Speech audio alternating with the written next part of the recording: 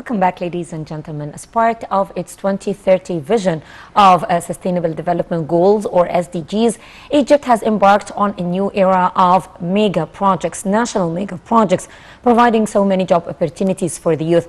Now, the question is, how can we prepare our youth for the new market and the demands and requirements of the labor market? This is our main topic today, and we're very much delighted and honored to have with us here in the studio Dr. Heba Hamza, HR consultant. Always a pleasure having you with us, Dr. Heba. Thank you very much for coming. Thank you, Hala. This pleasure is mine, really. Okay, now to start with, in your own opinion, the labor market constantly changes according to so many factors. How can we develop the labor market in order to meet our goals? Well, actually, this is a very big question. Well, let's start. The development, you know, is not a new job that we'll think about it today. But we started already working on that area long years ago. And we are focusing mainly on the children, starting from childhood, I mean. So it's not only the issue of youth or developing youth today or nowadays, but we have been doing that long years ago since we have children, childhood, the kindergarten stages, primary stages, and so on. But nowadays, let's focus more on the youth, because we have, as you mentioned, that mega projects and that big change in our country as we see. So we have to run quickly, as we mentioned, usually not only going on to, into normal steps or into very normal stages as we always do, but we run nowadays just to reach the results quickly and to be able to obtain and to reach the targets that we put at the very beginning. So to develop the youth, we have to have a lot of plans, a lot of programs on different levels, vocational training, maybe the leadership training, soft skills training. So on all levels we have to work, and this goes parallel on daily basis. Yes, but I guess the issue of vocational training needs some type of raising awareness to break the cultural or traditional mindsets that have been established throughout the years, and the families who would pressure their children to join top universities or top faculties, for example, and then they would graduate and not find any jobs or their dream job. And on the other hand, we find that the vocational training is very important because we do need to expand in that area. So what do you think of that? I think we have to have more awareness. Men and families, they have to understand very well the market needs. Because if we have a quick survey on the market needs, we'll see and we'll focus on the vocational, because you see this area is very weak. We don't have a lot of people going to that area thinking that it's not an image to have this vocational training.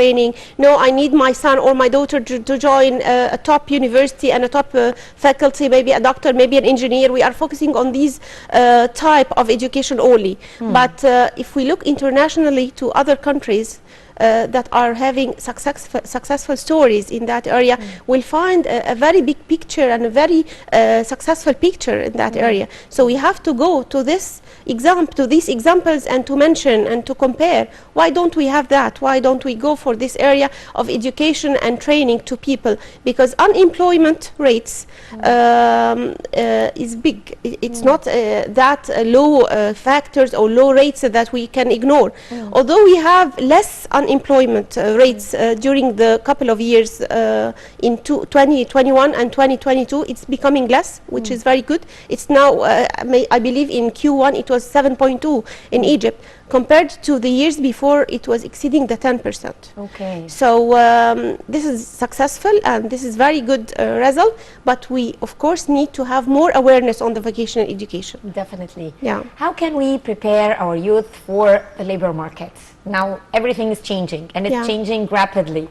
How can we qualify the youth? Do we need to change the mindset, as we mentioned? Do we need to develop our educational system or curriculum in order to meet the new demands of the market, or all of these? Sure, sure. This is very good because, you know, generation now is different than before.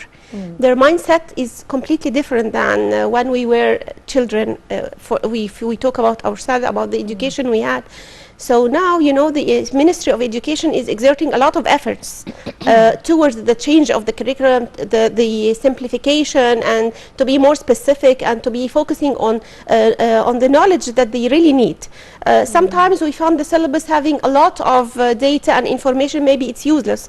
And the generation now, they are really suffering that. So we work hardly on that, to develop and to improve the education style, the education tools. The online education now is of course new in Egypt. Long years ago we don't have that facility. So this is all go to the area of development and improvement. We work hard on that. The school, most of the schools that they have now the online education or online training, maybe because of the COVID, this was the beginning, and this was the reason why do we go to the e-learning or the online learning, I mean in schools and universities too. So this put a lot of positive steps on that area of development. Okay.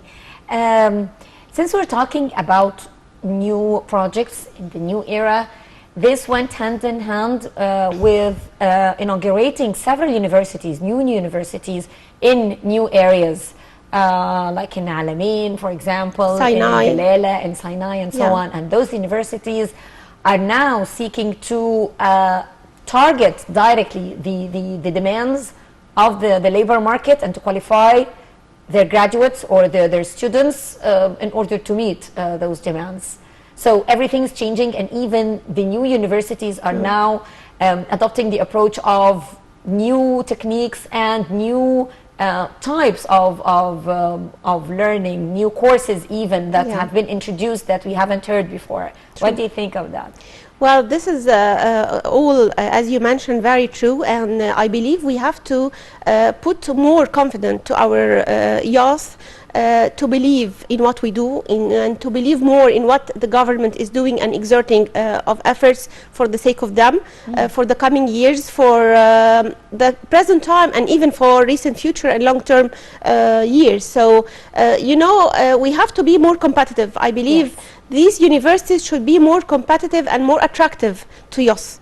So why do we leave, for example, Cairo University, for example, which is the most famous university in Egypt, known worldwide. So why do we leave this and to go, for example, and to live in Sinai or to live in Alamein or whatever? So they have to be more attractive. They have to be having more facilities for youth to attract them more and to have more people, I mean, living there in these cities. We need to have more population there and to be away from the Delta area. Yes. So this is important. In this regard also, Dr. Heba, what is the role of the educational institutions, schools and universities, the old ones and the new ones, in qualifying the youth for the labor market? Because back in time, like 20 years ago or something, we used to join the faculty that matches our grades in Sanawiyya Amma, whether we like it or not, and then we start from scratch when we graduate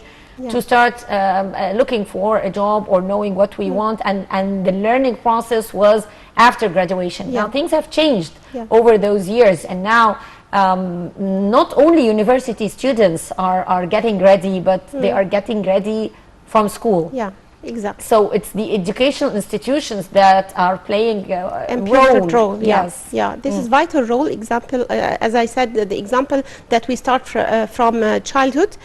So organizations, I mean schools and universities now, and mainly schools, which is the start for everybody, whether it's a national education or an international one here in Egypt, they focus now very much on the skills of the children, the capabilities of the child, and how to improve him and how to develop the child since early childhood. They have, even during summer, they have a lot of summer courses. We never hear about that.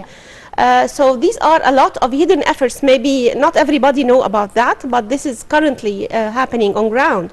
Even for the universities, they have, I believe the universities, they are having a very important role, which is having a quick survey on the market. What do the employers need? What is the market now needs?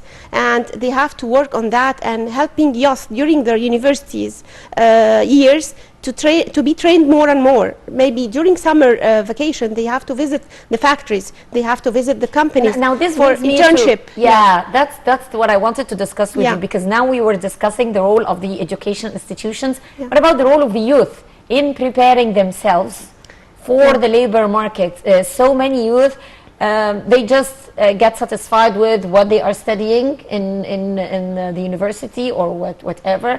Others do work on enhancing their skills. They take scholarships, they take extra summer courses, they go for internships.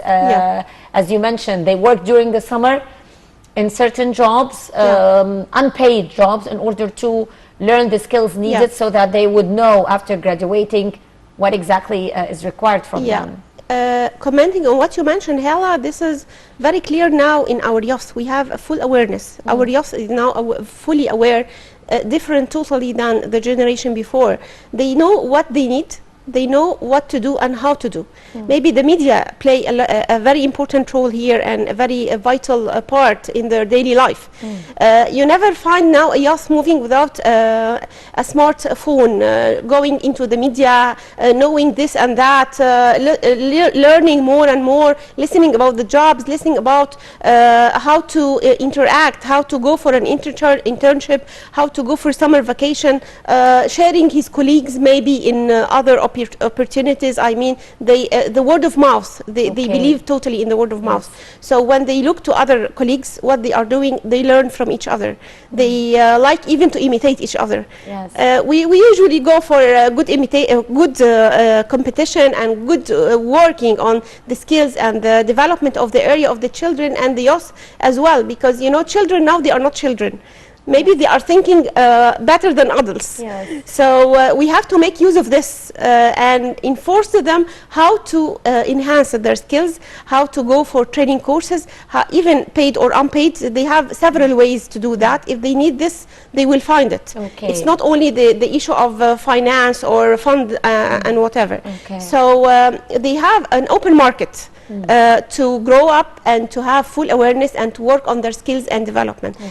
Even the area of matching their skills with the market and the needs of the market, this is very important, because you know, big organizations, they used to select the good ones even before graduation. So now this is very important. Now the role of the business owners and the private sector and the companies, or let's say the private sector and business owners in this regards, in qualifying the youth for the market. They used to have like employment fairs, internship opportunities on all the media sources, just to announce. Even they take it as marketing for themselves. So it's a win-win situation. And all of the youth, they make use of that. So it's, for example, during summer vacation, they can go for that training, even it's paid or unpaid, no issue at that, but they gain knowledge, they gain experience, even they have a document with a certification that they know this and that.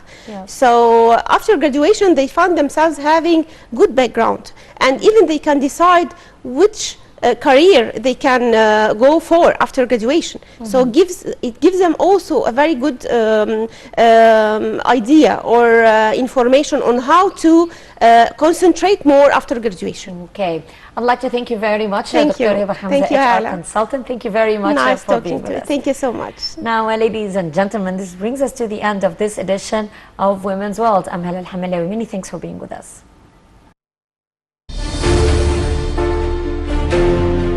أتوجه برسالة إلى قادة العالم أجمع: استمعوا إلى شبابكم، شاركوهم أفكارهم وأحلامهم،